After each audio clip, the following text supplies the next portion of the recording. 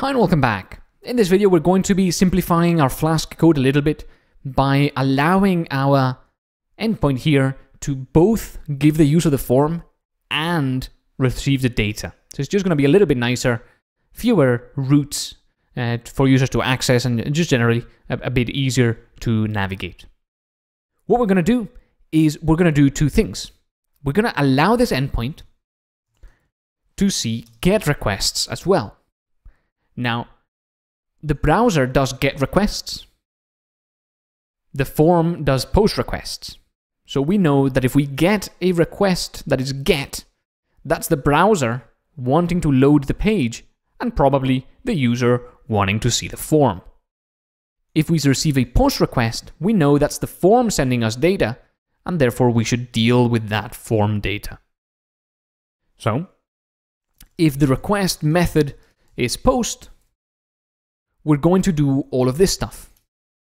Get the title from the form, get the content from the form, create a new post, and then redirect the user to the posts. As soon as we return, you know this from general Python knowledge, as soon as we return anything, the function ends. So if we have another return down here,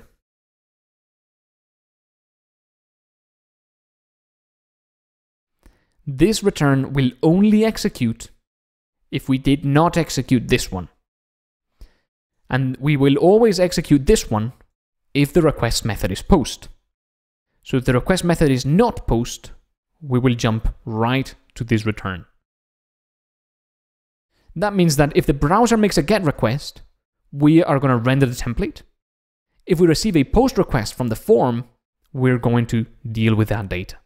Now we no longer need /post/form because this endpoint can do both. And it's just a little bit simpler to have the same endpoint dealing with both serving the way of creating data as well as dealing with that data input.